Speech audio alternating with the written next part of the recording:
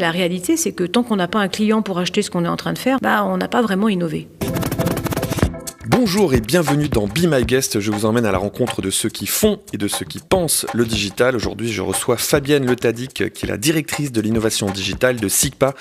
SIGPA, c'est une de ces entreprises qui n'est pas forcément très connue du grand public, mais qui est un fleuron de l'industrie suisse. Si vous avez une fois eu des billets de banque dans votre poche, vous avez probablement été en contact avec les produits SIGPA.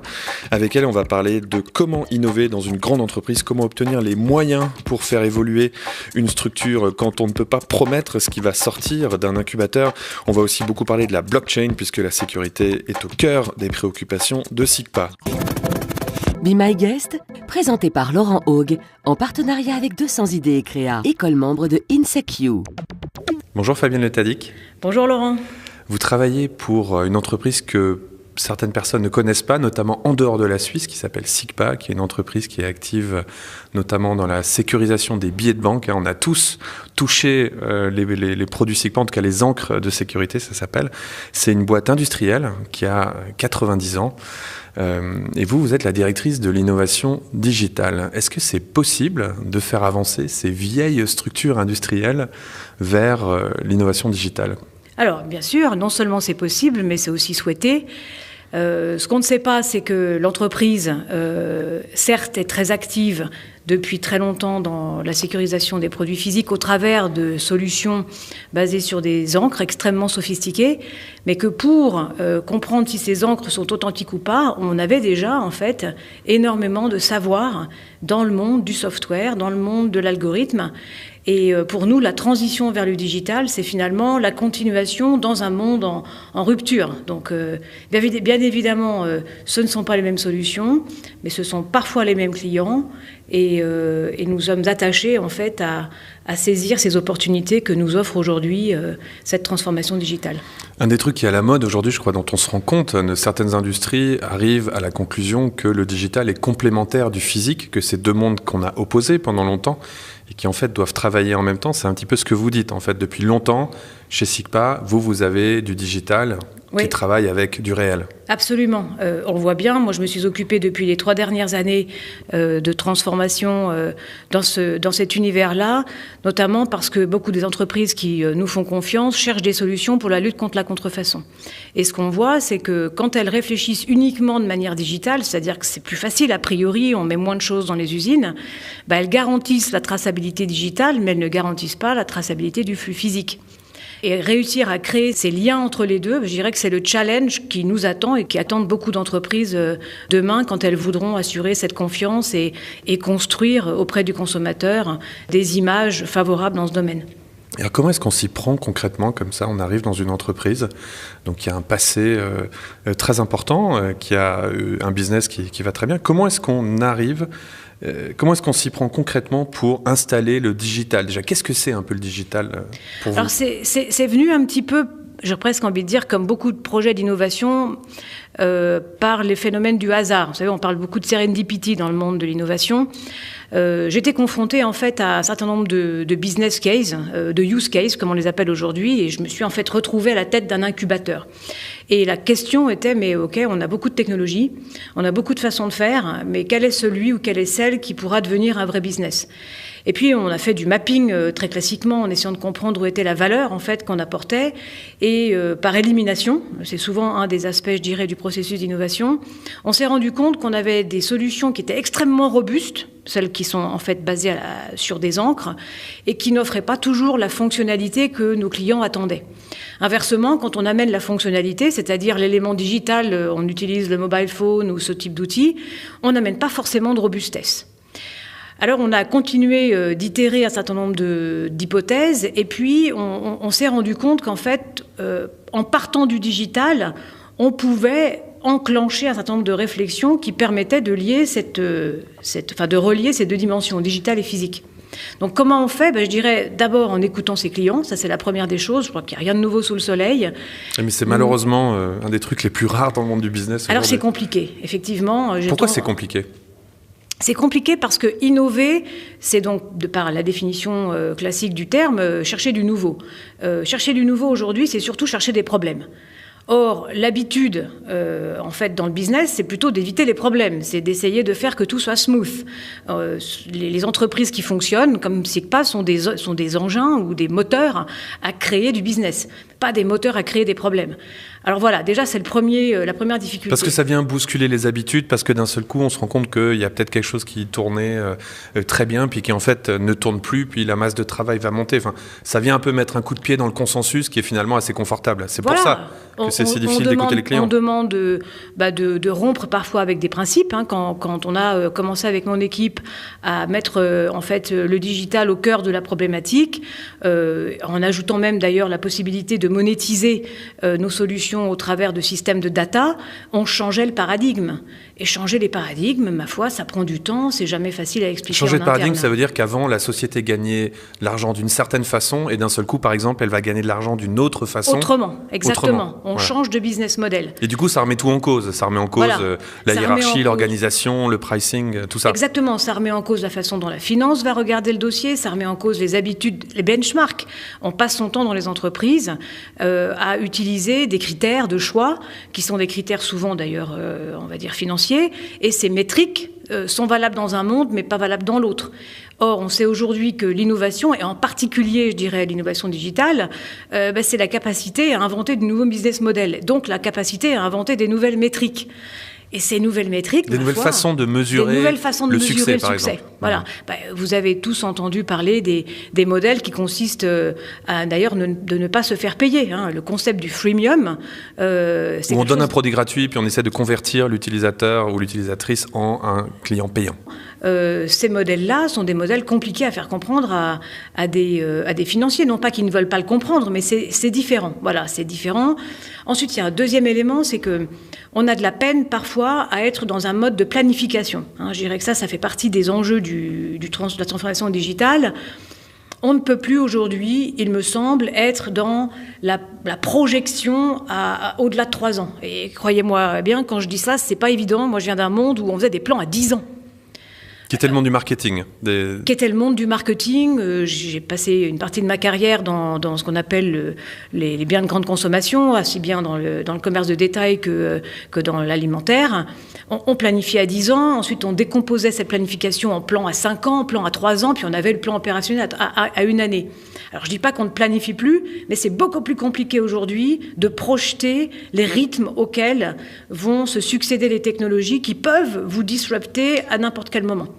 Donc on est obligé d'être, les Américains disent to be on your toes, il faut être constamment agile et capable de se réinventer. Mais on a l'impression qu'aujourd'hui, ce qui est important, c'est plus d'avoir un plan, c'est plutôt d'avoir une structure et des processus qui sont adaptés. Et en fait, on passe d'un monde de robustesse où ce qu'on va chercher, c'est à construire une grande muraille très solide pour empêcher les invasions, à plutôt un modèle de résilience où on va être capable de réagir très vite, où on va être capable de suivre la direction du vent, etc. Oui, et d'ailleurs, c'est pas loin d'être encore un des paradoxes de l'innovation aujourd'hui, où on demande à la fois d'être créatif, donc d'avoir cette capacité de re-engineering. Moi, j'appelle ça imagineering. C'est à la fois d'imagination et d'engineering. Et puis, cette façon particulière d'être rigoureux. Alors, souvent, on oppose les deux. On dit être innovant, c'est donc être un peu un entrepreneur freestyle dans l'entreprise. Ça, je pense que c'est pas facile à faire dans le monde du corporate. Peut-être dans la start-up, pourquoi pas, encore qu'on voit que leurs difficultés arrivent assez vite quand elles doivent scaler, c'est-à-dire monter en puissance. Dans le monde du corporate, il faut réussir à intégrer ces deux-là, mais les process ne sont pas les mêmes. On est quand même sous la pression du temps, sous la pression d'une exécution collective, c'est-à-dire que là aussi, on ne peut plus trop travailler dans les silos classiques. Il faut être capable d'emmener les fonctions tout en même temps, avec des rythmes auxquels elles s'accrochent. L'inertie, les économies d'échelle. J'avais aussi entendu quelqu'un qui a écrit un livre sur l'innovation qui disait qu'il y a une relation entre l'optimisation et l'agilité. C'est-à-dire que plus on optimise un processus, plus on perd en agilité par définition, puisqu'on va ultra spécialiser les tâches et que du coup, si quelque chose change dans l'environnement, on ne sera pas capable de réagir. C'est ça que vous dites, c'est qu'il y a une espèce de contradiction fondamentale entre une entreprise organisée peut-être de façon un peu tayloriste, avec des micro-tâches très organisées, des processus, et puis ces nouvelles technologies qui arrivent, qui demandent en fait d'être très réactif, d'aller très vite, de se planter C'est ça, il y a un vrai combat culturel. Alors évidemment, se planter, c'est jamais évident, notamment en fonction des activités que l'on mène. Nous sommes dans la sécurité, c'est compliqué de dire on va se planter. On a une réputation à tenir, on est très c'est souvent... comme la finance, voilà. on peut pas se planter, ça peut pas tomber. Ça peut pas tomber, on est très souvent un tiers de confiance, donc voilà, ça fait partie des enjeux. On dit en même temps qu'il faut accepter l'échec et que c'est bien de se planter. Dans la réalité, il faut essayer d'éviter l'échec autant qu'on peut, et oui. Il arrivera de toute façon, même quand on va essayer de l'éviter. Qu'est-ce que c'est aujourd'hui l'incubateur que vous avez ? Vous dites, il y a des nouvelles façons d'incuber. C'est quoi ces nouvelles façons d'incuber concrètement ? Est-ce qu'un incubateur, par exemple, ça a besoin d'être un lieu physique dans lequel on va, et puis il y a une table de ping-pong, etc. Le vôtre, c'est quoi comme incubateur ? Alors, on est tout au début de la création de cet incubateur qui, en fait, chez nous, se traduit pour l'instant par des business lines, au sens où on essaie de trouver des sources de valeur. Donc, on s'est orienté et organisé autour de ces sources de valeur potentielles, en partie liée à une histoire avec nos clients et aussi une histoire dans le développement de nos technologies. Un exemple, on est très présent dans le monde de l'identité. C'est pour nous assez naturel d'aller regarder quelles sont les possibilités dans l'identité digitale. Mais ce qui est intéressant quand je vous écoute, c'est que on a l'impression que tous, on est un peu obnubilés par la technologie comme la source d'innovation. Et en fait, la différence dans la capacité d'innovation d'une entreprise, c'est souvent la culture, la façon dont elle est organisée. Le défi, quelque part, n'est pas vraiment technologique. C'est plus un défi humain, culturel. Alors, le défi technologique, il est surtout sur la capacité des organisations à comprendre et à maîtriser les technologies. J'entendais il n'y a pas très longtemps quelqu'un qui venait du software et qui disait que si on voulait vraiment se transformer digitalement, il valait mieux avoir quelqu'un qui connaît franchement le software dans les états-majors. Je peux comprendre quelque part d'où il vient. C'est vrai que si on n'a pas cette connaissance assez fine de l'usage de ces technologies, des possibilités, on a de la difficulté à se projeter et à changer les business models et les passer, on va dire, j'ose pas dire du monde physique au digital, mais en tout cas d'avoir des effets de levier sur ces technologies.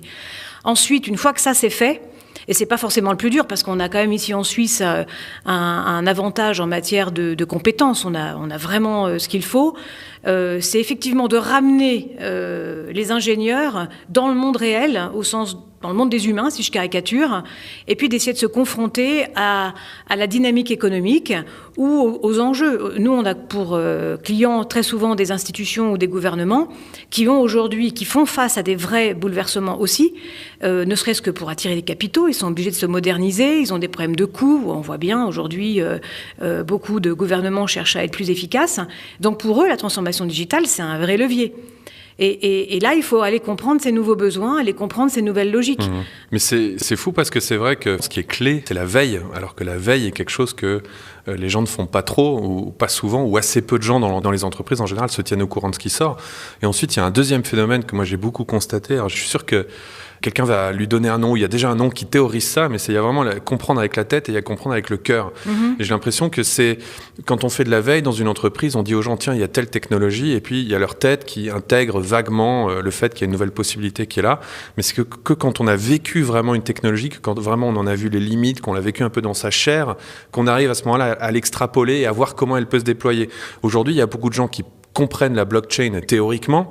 Il y a assez peu de gens qui arrivent à dire tiens, je pense que la blockchain aura un impact à tel endroit parce qu'ils en ont déjà vu les limites, les possibilités, comment elle allait se déployer dans différents contextes, etc. Et je pense que c'est vrai que il y a derrière un peu la notion de natifs et de migrants dans la technologie. Oui. C'est que les migrants ont ce problème que oui, ils comprennent en gros les enjeux de la technologie, mais ils n'arrivent pas à en voir l'impact profond et du coup les possibilités profondes. Donc il faut faire de la veille et ensuite il faut vraiment intégrer la technologie dans la pensée des gens et jusque très profond pour qu'ils puissent le mettre en mouvement. Exact. Alors il y a un moyen pour faire ça qui n'est pas inintéressant, je pense, c'est d'essayer de déployer ces technologies pour soi-même. Et on l'a vu par exemple dans le monde du data et du monde du big data, très souvent les premiers proof of concept se sont faits chez soi. On s'est appliqué en fait ces technologies pour comprendre comment derrière elles allaient fonctionner chez d'autres. Je crois que ça c'est un bon moyen pour appréhender et vraiment intégrer. Mais ce qui est une révolution, parce qu'en général la technologie dans les entreprises, elle est toujours 3 ou 4 ans en retard. Voilà. Oui, mais surtout à l'interne, les outils de travail doivent être validés par la hiérarchie et puis on reçoit une machine qui a toujours 3-4 ans parce que on va pas vous donner le dernier truc. Et maintenant ça s'inverse. Les gens arrivent au bureau avec une imprimante 3D, ils arrivent au bureau avec un smartphone qui est plus puissant que le laptop qu'on leur a donné il y a 3 ou 4 ans. Et c'est une révolution culturelle, en fait, de faire ce changement. Oui, il faut pouvoir s'ouvrir. Mais ça veut donc dire aussi d'avoir des bons systèmes de coopération quand on est là sur des outils de ce type avec les services informatiques. Je crois que c'est un des problèmes. Eux, ils ont une obligation, c'est de garantir que le système fonctionne et l'infrastructure est résiliente. Alors, si vous amenez des choses un peu étrangères sans les avertir, c'est compliqué. Si vous les avertissez et que vous travaillez avec, ma foi, ils sont plutôt ouverts aussi. Ce sont des gens qui sont très ouverts à la techno. Donc, je pense que les avoir de son côté, c'est pas très dur si on fait ça en transparence. Et je crois que ça, c'est un des enjeux de l'innovation de demain. C'est beaucoup plus de transparence, beaucoup plus de partage. Et puis, c'est aussi travailler sur le collectif. Je crois qu'il y a plus de gens intéressés par l'idée d'innover que pas. Il faut juste raccrocher en fait ces différents éléments et puis en faire un système qui a envie de se projeter, qui a envie de faire partager en fait sa connaissance à l'organisation. Je crois qu'il y a énormément de positifs dans le collectif.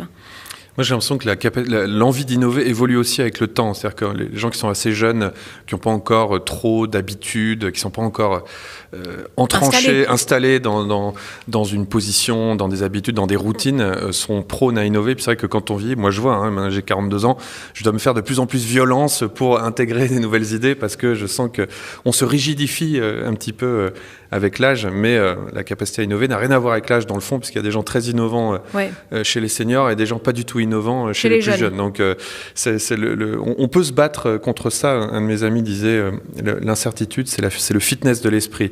C'est plus on est entouré comme ça de choses qui changent, plus on reste jeune dans sa tête. Je pense que c'est assez vrai. Bon, individuellement, quand même, là je vais ramener la petite sauce psychologie. On n'est pas tous les mêmes face au changement. Il y a des gens qui sont plus prônes en fait à la volonté ou au souhait ou à la capacité à s'adapter et à changer. Il faut le reconnaître, quand on construit des équipes avec un objectif d'accélérer l'innovation, il y a 2 termes importants. Il y a le mot accélération, ça veut dire être capable d'avoir la pression du temps sur ses épaules, et tout le monde n'est pas comme ça. Puis ensuite, il y a effectivement l'idée de changer et de s'adapter. Et puis ça, il y a des gens qui sont moins à l'aise que d'autres. Donc je crois qu'il faut tout pour faire un monde. On a besoin des gens moins à l'aise parce que c'est parfois eux aussi les gardiens du temple, qui ont vu un certain nombre de choses passer. Il faut les écouter, non pas pour se freiner et se dire, tiens, est-ce qu'il n'y a pas quelque chose ici qui pourrait peut-être m'alerter ? Moi, c'est plutôt comme ça que je le vois. Et puis des fois, finalement, les entreprises qui se sont un peu perdues en chemin innovent en se remettant sur l'essentiel, sur leur vraie mission. Ouais. D'ailleurs, chez SIGPA, votre mission, c'est pas de faire de l'encre. Votre mission, c'est d'amener de la sécurité. Il se trouve que c'est passé par l'encre pendant un moment, puis peut-être dans l'avenir, ça sera plus de l'encre. Donc c'est intéressant. En fait, on dit même chez nous, le motto, c'est enabling trust. C'est vraiment faciliter la confiance. Et pour nous, du coup, ces perspectives qui sont ouvertes autour de ces nouvelles technologies digitales qui ne font pas qu'amener de la confiance, sont pour nous des perspectives de marché, très clairement. Digital, c'est un mot fourre-tout. Personne ne sait trop ce que ça veut dire, vaguement. À la base, c'est digit, c'est le doigt. C'est les écrans, les ordinateurs qu'on touche. Il y a un autre mot fourre-tout qui est le mot innovation. Et en fait, j'avais vu cette théorie très intéressante que dans une entreprise, on avait à peu près 3 types de processus qu'il fallait faire coexister. Un, c'était faire tourner le business existant. 2, c'était d'aller chercher des idées nouvelles, peut-être la disruption, et de planter des graines. Et il y avait un processus intermédiaire entre les deux, qui était les graines qui sortaient de terre et qui étaient un peu prometteuses, c'était de les faire croître pour qu'elles deviennent ensuite un business existant. Chez vous, on a parlé d'innovation comme ça qui part de l'écoute des clients, donc d'innovation itérative, on pourrait dire. On voit un problème, on va le résoudre, voilà. Mais est-ce qu'il y a d'autres types d'innovation et comment est-ce que, par exemple, on peut créer un produit comme le smartphone à l'époque où les gens ne pouvaient pas imaginer que ce produit allait exister, donc le client ne pouvait pas vous le demander. La fameuse phrase qu'Henry Ford n'a jamais dite mais qu'on dit toujours qu'il a dit, si j'avais demandé aux gens ce qu'ils voulaient, ils m'auraient dit des chevaux qui vont plus vite. Voilà.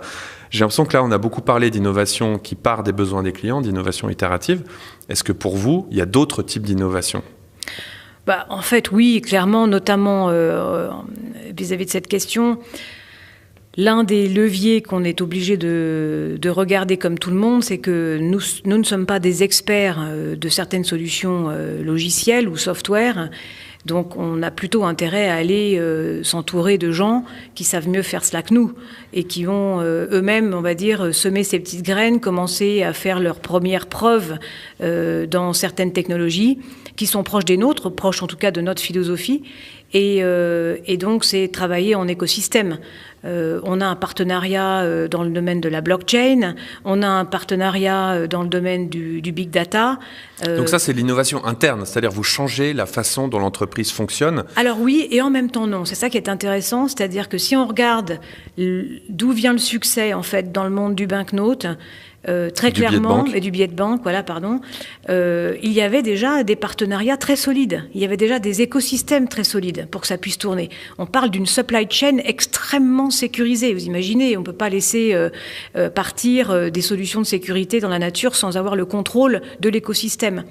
Donc pour nous, ça fait partie de quelque chose qui finalement est plus naturel que cela en a l'air. Alors évidemment, pour un certain nombre de populations en interne, ça paraît parfois un peu inconfortable de voir qu'on va chercher des gens dans le software alors qu'on pourrait peut-être l'avoir fait. Je crois que c'est souvent un peu ubuesque d'imaginer cela. Et surtout, ça nous donne, on va dire, aussi la capacité à construire sur d'autres écosystèmes. Donc oui, ça c'est quand même assez différent. Ça signifie qu'on a des morceaux de produits déjà faits et qu'un des vrais enjeux, et c'est en fait la fonction qui m'occupe le plus, c'est vraiment ce qu'on appelle le go-to-market. C'est une fois qu'on a identifié des technologies qui nous semblent être en proximité avec nos enjeux stratégiques, et puis évidemment les besoins des clients qui sont en évolution, alors il faut essayer de comprendre comment on va amener ces solutions en marché le plus rapidement possible. SIGPA, c'est une boîte familiale. Quand on parle aux patrons et aux patronnes d'entreprises cotées en bourse, ils disent le cauchemar, c'est cette idée que tous les 3 mois, on doit rendre des comptes, donc on est dans des cycles très très courts. Est-ce que finalement, paradoxalement, le fait d'être une boîte familiale, donc d'être inscrit dans un temps plus long, ça vous aide à innover? Est-ce que c'est une force dans votre recherche d'innovation? Je crois que la littérature le dit aujourd'hui. L'innovation, on l'a fait aujourd'hui ou dans les startups ou dans les boîtes familiales. Parce que c'est complètement contre-intuitif, quoi. C'est complètement contre-intuitif. Les entreprises familiales... En tout cas, les médias ne parlent pas beaucoup des entreprises familiales, par exemple, parce que c'est moins spectaculaire, c'est des entreprises qui communiquent moins, les chiffres ne sont pas publics. Absolument. Mais c'est peut-être pour ça qu'on a cet espace de créativité. Très souvent, sont à la tête de ces entreprises des gens qui ont vécu l'innovation directement, on va dire, et qui acceptent cela aussi de leurs équipes. Donc, je crois que c'est plutôt une chance d'être dans une entreprise familiale et de chercher à innover. Est-ce qu'on peut rester in business pendant 90 ans sans être innovant? C'est une entreprise qui s'est de toute façon réinventée en permanence. C'est ça, c'est qu'on ne peut pas, sans se réinventer, on fait une quinzaine d'années et puis on disparaît. Absolument. C'est impossible. C'est quoi les erreurs que font les entreprises quand elles veulent innover? Parce que donc l'innovation, c'est la tarte à la crème depuis 2-3 ans, on en parle tout le temps. Et pourtant, on a l'impression que c'est hyper dur à réussir, qu'assez peu de gens y arrivent. Dans les entreprises, il y a beaucoup de frustration autour de l'innovation. Vous savez, soit des gens qui disent « moi j'amène des nouvelles idées, j'ai plein de trucs » et puis on ne m'écoute pas. Soit au contraire, un peu des processus, on appelle ça un peu le théâtre de l'innovation. Hein, on fait 2-3 événements, machin, on envoie 2 personnes à la Silicon Valley et en fait, rien ne change. C'est tellement difficile à réussir, cette innovation. Alors, qu'est-ce qu'on fait faux en général? La première chose qu'on doit faire quand on doit changer, c'est de bien se connaître. Et très souvent, cette étape-là est totalement oubliée parce qu'il faut aller très vite. Et on oublie de faire ce recul sur soi-même. Mais bien se connaître au niveau de l'entreprise, c'est-à-dire quel est le but de l'entreprise, quelle est la mission de l'entreprise, quel est le fameux sense of purpose, et de bien l'analyser. On se trompe souvent sur cette dimension-là. On pense qu'on est quelque chose, mais en fait, on est quelqu'un d'autre. On n'a pas nécessairement d'ailleurs eu le retour du client. Ce n'est pas toujours une démarche que l'on fait. Ensuite, donc vraiment se connaître soi-même en tant qu'entreprise, ça, je pense, c'est une étape clé. Du coup, ça permet aussi de comprendre où va se situer la démarche d'innovation. On peut dire que la démarche d'innovation peut ou doit commencer dans certains cas dans la recherche. Si vous ne savez pas quel problème vous voulez résoudre et si vous n'avez même pas le début d'une idée de comment vous allez le résoudre, il va falloir que vous fassiez un sacré paquet de recherche ou de desk research ou d'interviews pour comprendre où ça pourrait se trouver, ce fameux destin du futur. Si vous savez quel est le problème mais que vous n'avez pas le début de l'idée de la technologie, là vous allez plutôt innover avec des méthodes un peu différentes peut-être du design thinking qui sont aujourd'hui des choses qu'on vous ramène à chaque fois. On va être un peu à côté de la plaque parce qu'on va résoudre donc on a un problème pas de la meilleure façon, par exemple. Voilà, donc on a un petit problème, c'est qu'on ne fait pas le diagnostic. Donc déjà, ça c'est un premier aspect qui me semble important, c'est diagnostiquer. Le deuxième... Diagnostic qui peut être au passage assez douloureux. Ah oui. Voilà, Oui. et c'est peut-être pour ça qu'on fait pas trop de diagnostics, parce que ça peut faire préfère mal. Parfois ne pas se regarder, ne pas... voilà.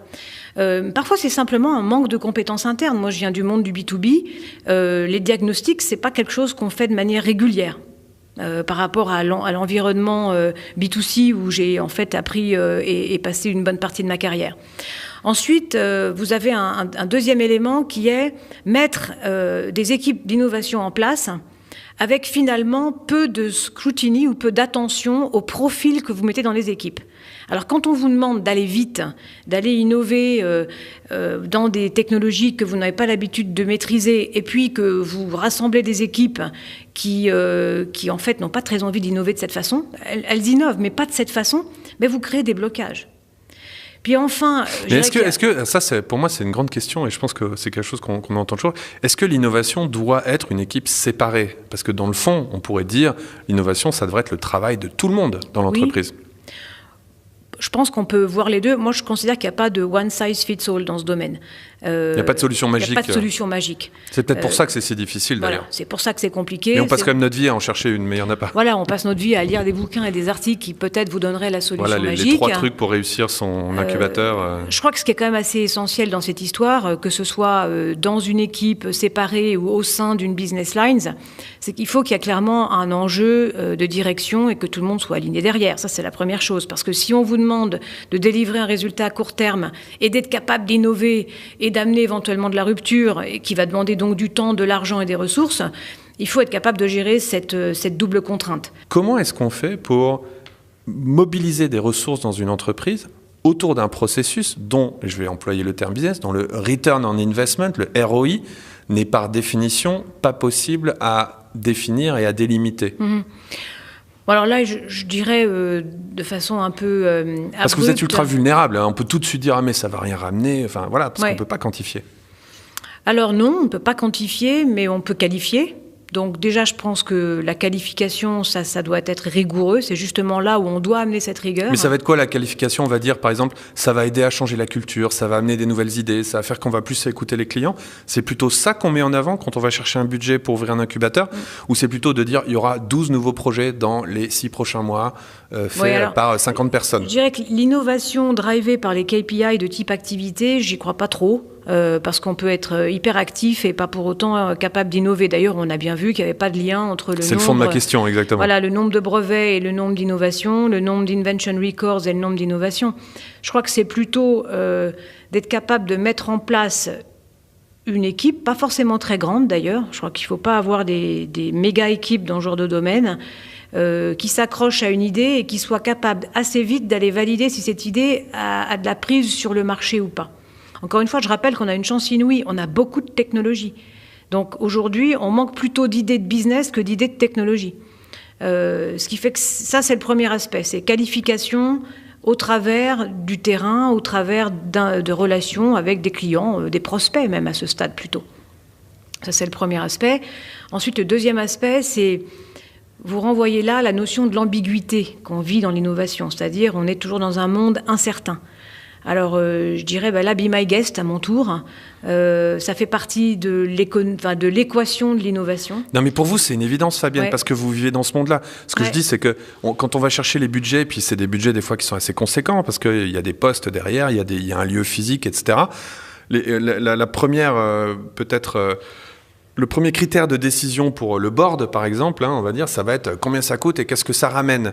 Et en fait, un des paradoxes, me semble-t-il, c'est que dans l'innovation, on ne peut pas promettre ce que ça ramène, puisque par définition, ça va, par exemple, dépendre de la qualité de l'implication du même board, ou la qualité de l'implication des clients, ou la qualité du feedback qu'ils vont donner.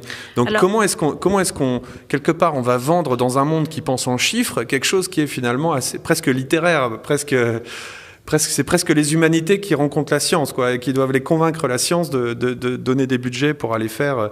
Parce que dans les entreprises aussi, des fois, quand vous avez des gens qui lancent un incubateur, on entend « Ah oui, c'est 3 personnes qui vont mettre des baskets et puis se payer des vacances à la Silicon Valley, et puis voilà, ils vont bien s'amuser, mais ça va servir à rien. » Ça, c'est la façon négative de voir ce process et de s'assurer qu'il n'a aucune chance de réussir au passage. Je vais avoir l'air d'être un peu dinosaure là, dans ma réponse sur cette question. Quand j'étais toute jeune, j'ai commencé ma carrière dans le monde des études de marché et j'allais interroger des consommateurs dans des supermarchés. Et puis, on faisait aussi beaucoup de focus group. Et puis, quand on était à peu près sûr qu'on était sur un problème que personne ne voulait entendre au niveau du management, on avait des petits trucs. On emmenait les directeurs de magasins à l'époque dans les focus group avec des vitres sans teint. Alors, un bon moyen, parfois, de motiver, on va dire, un directeur ou un patron, c'est de lui faire entendre directement de la bouche des clients ce qui se passe. Et je dirais qu'aujourd'hui, c'est parfois ce qui se passe dans le monde de l'innovation, c'est qu'on est déconnecté du monde des clients. On entend tout le monde dire on est très customer-centric. Ouais, mais quand est la dernière fois qu'on a visité et entendu un client vraiment vous dire ce qu'il a envie de vous dire? Donc ça, je crois que c'est peut-être un des moyens potentiels pour rapprocher justement ce bottom et ce top dont on parlait tout à l'heure. Il y a tout le temps des modes dans le monde de l'innovation. Il y a digital, disruption, lean startup, etc. Et il y a aussi des buzz médiatiques autour des différentes technologies. Et là, on en est, je sais pas, au 20-25e depuis que j'ai commencé ma carrière. Et aujourd'hui, on parle tous de blockchain. Alors, je crois que c'est un thème, vous qui êtes dans la confiance, dans la sécurité, c'est un thème qui est très important. Et vous travaillez là-dessus. Pourquoi est-ce que c'est une technologie qui vous intéresse, le blockchain? Qu'est-ce que ça a de... Est-ce que c'est vraiment révolutionnaire? Et si oui, comment? Bon, est-ce que c'est vraiment révolutionnaire? Je crois que ça, c'est plutôt l'histoire qui nous le dira. On est au début d'une technologie. On l'utilise. Nous avons fait, nous, un choix, en fait, dans ce domaine. On travaille avec un partenaire qui s'appelle Guardtime. Et il y a des raisons à cela, d'ailleurs. Alors, c'est vrai qu'il y a beaucoup de hype autour de la blockchain. Moi, mon propos n'est pas d'ailleurs de dire si l'une et l'autre ou l'autre est meilleure. Je crois que c'est pas tout à fait l'idée. Guardtime, d'ailleurs, qui est une boîte qu'on retrouve un peu partout chez les gens qui font des choses intelligentes avec la blockchain, qui est basée en Estonie à la base, et qui fait ça depuis plus de 10 ans. Et pour montrer qu'ils sont pas en train de surfer une vague... C'est une blockchain qui est en fait opérationnelle. Qui prédate celle de Satoshi. Qui prédate effectivement le Bitcoin. Donc... en fait, le vrai enjeu de la blockchain, à mon sens, c'est pourquoi on utiliserait la blockchain dans une infrastructure. Alors, il se trouve que nous, on a la majorité de nos clients, sont des gouvernements, et que les gouvernements ont des problématiques assez spécifiques. Mais alors, en quoi la blockchain, sans rentrer dans les détails des clients, etc., mais en quoi la blockchain est une technologie qui intéresse une boîte de sécurité? Pourquoi? Qu'est-ce que ça apporte qu'aucune autre technologie ne peut apporter? Aujourd'hui, cette technologie nous amène la possibilité, justement, de continuer à garantir la confiance dans certaines des transactions effectuées par nos clients ou par nos clients avec leurs citoyens, par exemple. Puisque les dépositaires de l'information et de la confiance, c'est l'ensemble du réseau et du coup... De par ça, la confiance n'est plus falsifiable. Avant, on était dans un modèle où il y avait une information sur un serveur qui donc était un point de vulnérabilité. Et aujourd'hui, on distribue l'information parmi tous les intervenants du système. Et du coup, ça devient infalsifiable. Donc c'est ça, c'est la notion de distribution de la confiance. Il y a 2 ou 3 éléments importants dans la blockchain. C'est d'abord l'immutabilité ou l'immuabilité. Donc l'incapacité à corriger finalement, à aller manipuler des datas. Ça peut avoir un certain sens dans des applications de type justement gouvernemental. Quand vous avez Identité, par exemple. Ou l'identité, exactement. Vous ne voulez pas que quiconque joue avec ce type d'informations. Ensuite, il y a effectivement la notion de distribution, donc qui évite le single point of failure, donc le fameux point qui pourrait être un point de vulnérabilité. Et le troisième point, c'est la décentralisation, qui offre aussi un certain nombre d'avantages dans l'usage de ces technologies. La blockchain, on a parlé des avantages de cette technologie, mais c'est aussi une technologie qui a un coût. Par exemple, c'est très lent, c'est très énergivore. Qu'est-ce que vous voyez comme limite à cette technologie ou comme désavantage à la technologie blockchain? Toutes les blockchains ne sont pas forcément énergivores. Je crois que celle qui est très énergivore et qu'on connaît, c'est celle du Bitcoin, parce qu'elle demande des processus de consensus il y a beaucoup de participants. Et du mining à énormément de participants. Donc là, oui, effectivement, on est face à des enjeux probablement de sustainability. Encore une fois, elles ne sont pas toutes en fait établies et construites sur le même modèle. On voit bien que le digital, et vous l'avez dit tout au début de l'entretien, mais on voit bien que le digital est en train de se diluer aujourd'hui. Ça devient de plus en plus dur de délimiter le périmètre. Les services, maintenant, ils sont physiques et digitaux. Peut-être même inconsciemment, on ne fait plus la différence. On voit aussi que l'innovation est quelque chose qui est en train de se diluer dans l'entreprise, ça se diffuse, en tout cas, ça infuse, ça se diffuse. Il y a de plus en plus de gens qui innovent. Un de vos combats, c'est justement d'apprendre à tous les employés à penser de façon adéquate, à proposer des nouvelles idées, à savoir quoi faire quand il y a une nouvelle idée. Alors, quand on est patronne de l'innovation digitale, si ces deux phénomènes qui sont amenés à disparaître, vous allez faire quoi dans 5 ans ? On surfera sur la nouvelle vague. Ça sera quoi ? Qu'est-ce qu'on fait ? C'est quoi la prochaine source de changement peut-être dans les entreprises ? Comment est-ce que, quand on est dans ces rôles, comment est-ce qu'on évolue quand ça devient quelque chose qui est finalement permanent, pervasif ? Je crois que c'est une bonne question. En fait, je me suis posé la question il y a 4 ans, quand j'ai changé de job, de savoir ce qui avait été le fil conducteur de ma carrière. Et j'ai réalisé que c'était de mettre le client au centre des discussions. J'étais toute jeune dans ce service d'études dans la distribution, et je me souviens, j'arrivais devant des directeurs de magasins pour leur expliquer qu'il valait mieux mettre des caddies qui roulent dans les magasins plutôt que de faire des boucheries fantastiques, parce que le vrai enjeu pour garantir la loyauté ou la fidélité des clientes, c'était des caddies que roulaient. Vous voyez, on était très loin du digital à cette époque. Et puis, je crois que systématiquement, dans la plupart des jobs dans lesquels j'étais, finalement, j'étais confrontée, et ça, je l'ai eu très très tôt, par un des mentors qui m'a aidé évidemment à saisir mes opportunités. Il me disait, tu sais, quand tu amènes le client dans l'entreprise, tu mets l'entreprise à l'envers. Elle est faite pour organiser un flux qui est de la production vers le client, et le client va évidemment avoir la vue inverse. Donc je crois que ça risque de durer longtemps, parce que finalement les flux seront toujours les mêmes. Mais c'est ça qui est très étonnant, parce que vous et moi, on travaille les deux dans le monde de l'innovation, et finalement, j'ai l'impression que notre quotidien, c'est quoi ? C'est de ramener dans les entreprises les phénomènes les plus vieux, qui sont l'empathie et le bon sens.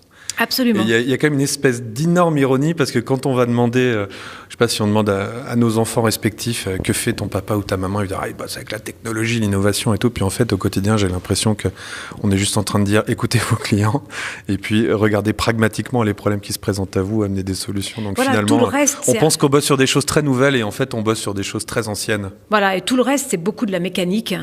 Et puis, voilà, il faut prendre avec une certaine, on va dire, créativité et aussi un intérêt évident, les méthodologies qui se développent, qui s'affinent. Ça, je trouve ça rafraîchissant. Ça permet aussi de se réinventer, de se dire, ah tiens, finalement, oui, les fameuses heures, les heures de number crunching qu'on pouvait faire n'étaient pas toujours d'une grande utilité à la fin. Moi, j'avais l'habitude d'appeler ça compter les morts et les vivants. Et puis à la fin, on n'était finalement pas toujours sur la bonne information. Donc il faut prendre toutes ces nouvelles approches, design thinking, lean startup, tout ça c'est intéressant, mais c'est finalement parfois effectivement frapper du coin du bon sens, et puis se ramener à la réalité. C'est que tant qu'on n'a pas un client pour acheter ce qu'on est en train de faire, et voir 2 clients, 3 clients, on n'a pas vraiment innové. On nous parle toujours de ce qui change, on ne parle jamais de ce qui ne change pas. Finalement, la forme a changé, mais pas le fond. Et moi, je trouve qu'on pourrait prendre ça comme une information tragique, en se disant, mais finalement, on s'ennuie, il ne se passe rien. Et en fait, je pense que c'est assez rassurant de se rendre compte qu'on est dans une continuité, et que quand on bosse dans l'innovation, finalement, on fait que ramener à la surface des choses qui sont intemporelles et qui se déroulent, ou en tout cas qui devraient se dérouler dans les entreprises depuis toujours. Voilà. Je pense que il y a quelque chose d'assez intéressant. Puis là, on pourrait ouvrir toute une parenthèse un peu psychologique ou philosophique. Philosophique sur la relation entre l'histoire et le narcissisme. Je suis en train de lire un livre là-dessus. C'est assez fascinant de dire. Je pense un des trucs, c'est la Silicon Valley qui aime beaucoup se regarder le nombril, aime penser qu'elle a tout inventé, et du coup ne préfère pas trop regarder l'histoire, parce que quand on regarde l'histoire, on se rend compte qu'on n'a pas inventé grand-chose, et que les questions qu'on se pose, il y a déjà beaucoup de gens qui se les sont posées avant nous, et donc ça peut un peu challenger l'ego quand on a l'impression qu'on est génial et qu'on est sorti de la cuisse de Jupiter, comme dirait ma grand-mère. Merci Fabienne Le Tadic. Merci beaucoup Laurent. Merci d'avoir écouté cet épisode de Be My Guest. Vous l'avez compris, ce n'était pas Ted Rogers de Xapo comme promis lors de l'épisode précédent. Je n'ai toujours pas pu trouver de date d'enregistrement avec lui, ça n'est que partie remise. Nous parlerons avec lui de blockchain. Dans le prochain épisode, je reçois Marc Lapérousat, professeur à l'EPFL et à HEC Lausanne, grand spécialiste de l'innovation dans les pays émergents et en particulier en Chine. C'était Be My Guest, présenté par Laurent Haug, en partenariat avec 200 idées et créa, école membre de INSECU.